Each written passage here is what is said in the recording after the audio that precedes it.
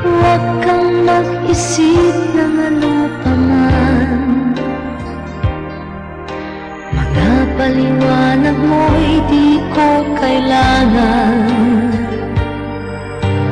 At kahit ano pa ang iyong nakaraan, mamahalin kita maging sino ka man.